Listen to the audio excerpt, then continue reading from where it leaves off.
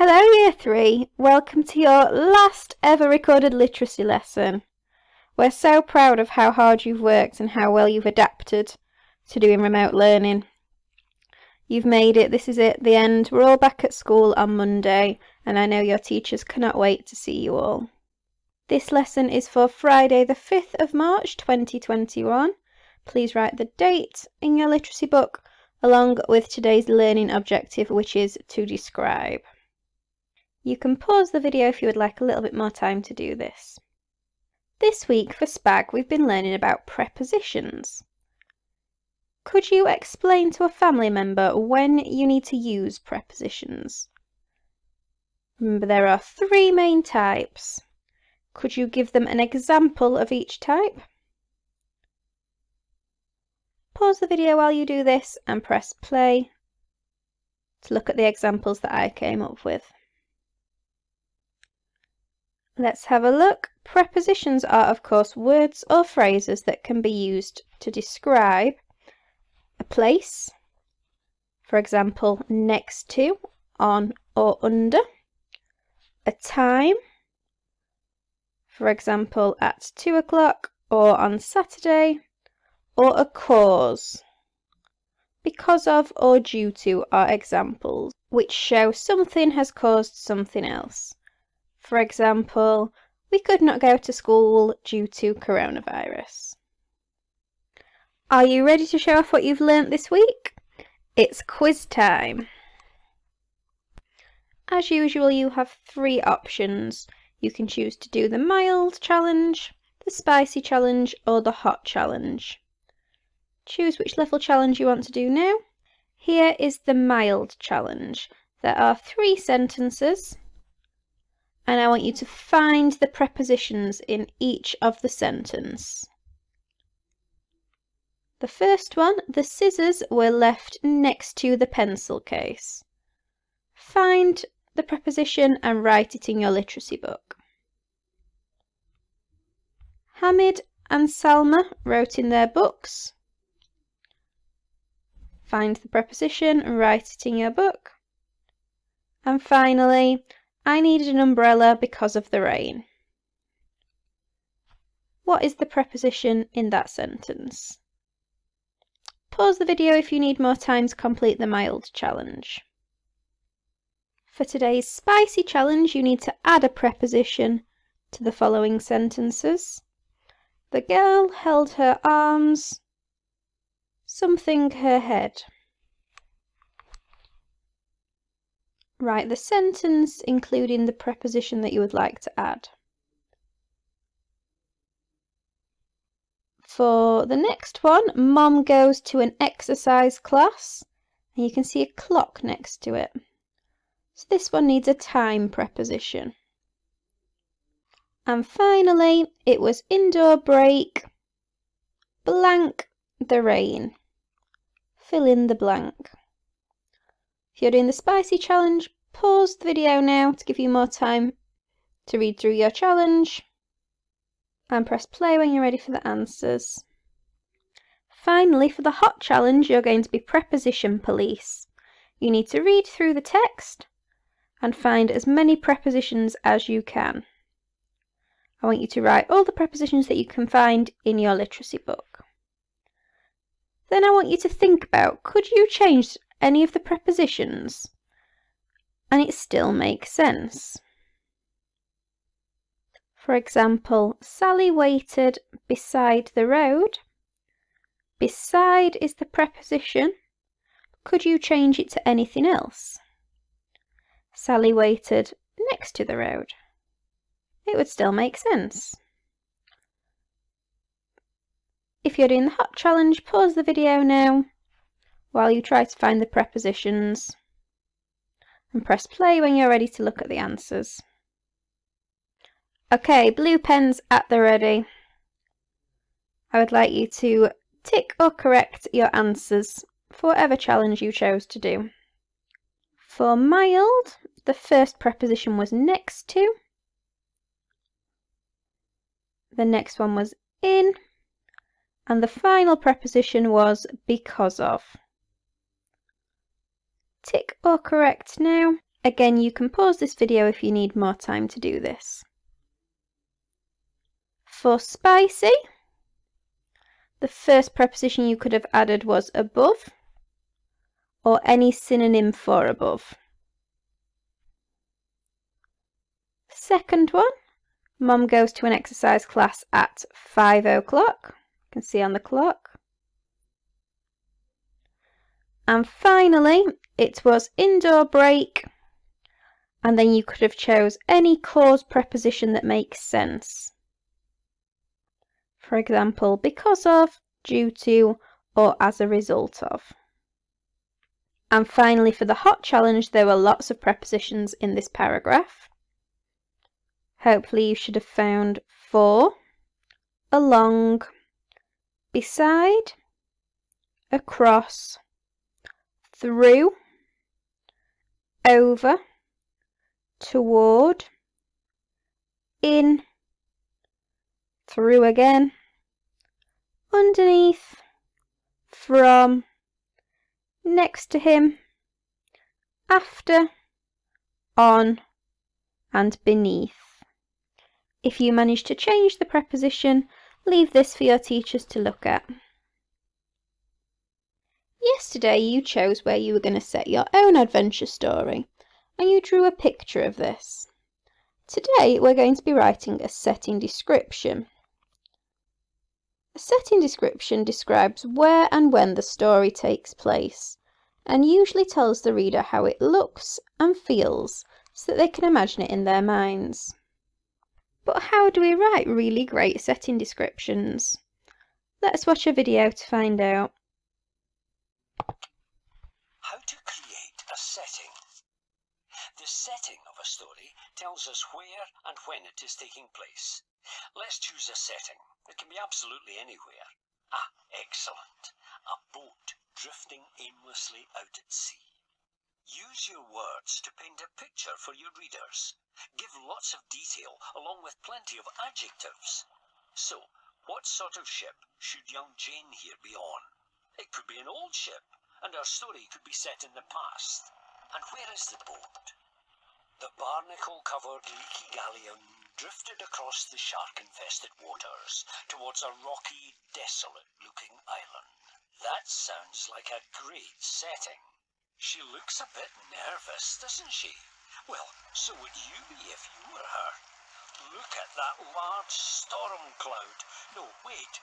Look at that towering storm cloud. The season or weather can have a big impact on your setting. The more descriptive you can be for the reader, the better.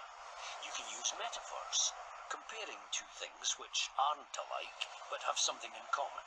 The storm whips the sea up into great walls of water.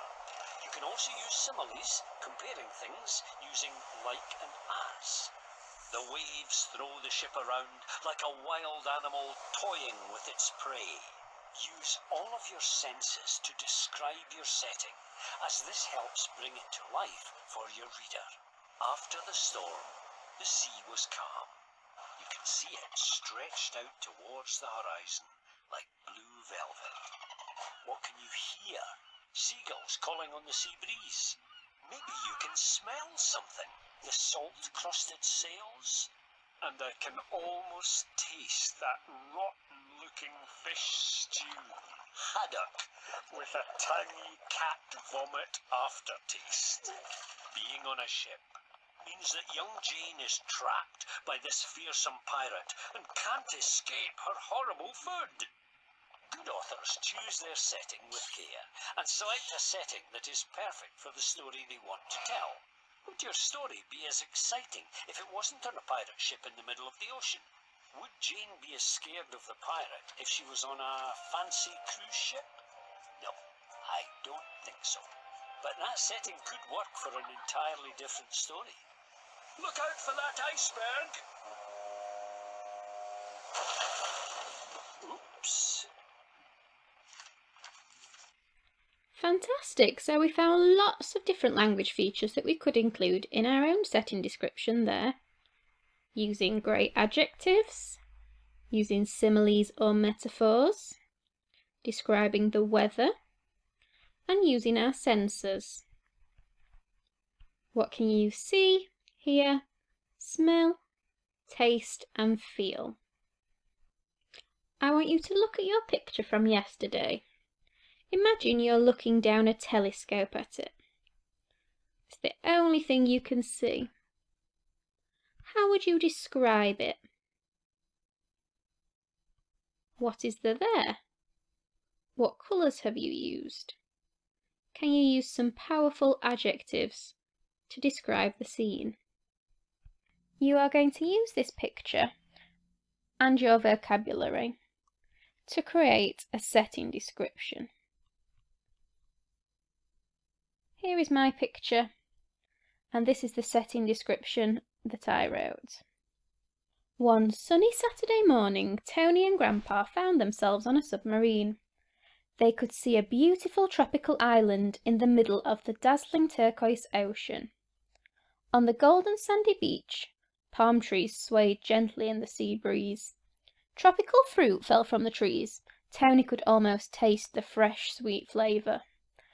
It was a picture postcard of paradise. Water splashed softly against the shore, whilst gorgeous green turtles swam through the bright coral. The sun shone on the ocean, bright orange like fiery flames. In the trees they could hear parrots calling out to each other. The salty smell of the ocean engulfed them from the clear, gentle sea. As they walked along the beach, feeling the soft sand in their toes, Tony and Grandpa saw something. Underneath the idyllic palm trees, there was a skull and crossbones. In my writing, I started with a time preposition.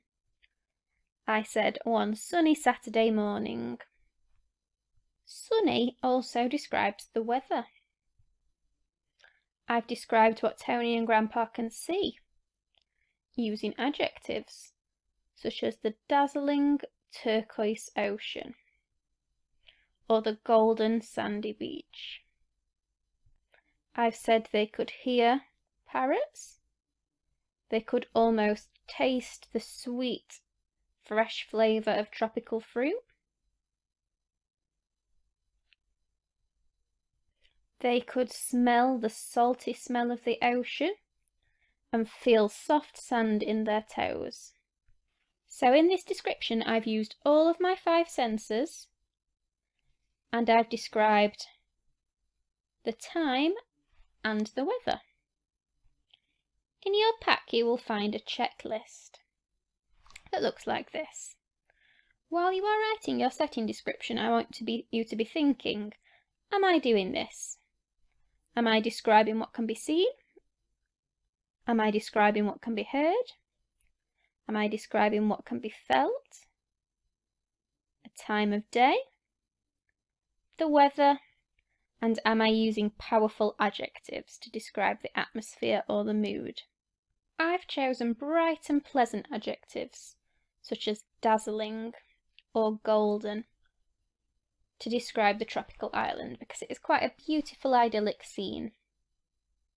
But if you're choosing to write one about a haunted house or another scary scene, then you might not choose adjectives like this. You might choose different ones, such as gloomy, dark, damp. Here are my top tips if you are stuck with your setting description. First, you're going to look at your drawing from yesterday. Imagine you are there. Try to describe what you can see. You could start with a preposition, like I did when I said one sunny Saturday morning. You need to try and write at least 5 sentences, one describing each of the senses. What you can see, what you can hear, what you can smell, what you can taste, and what you can feel.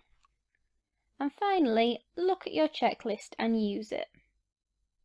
When you have finished writing your description, look back and use the checklist to see if you included all the features. Stick the checklist in your book and tick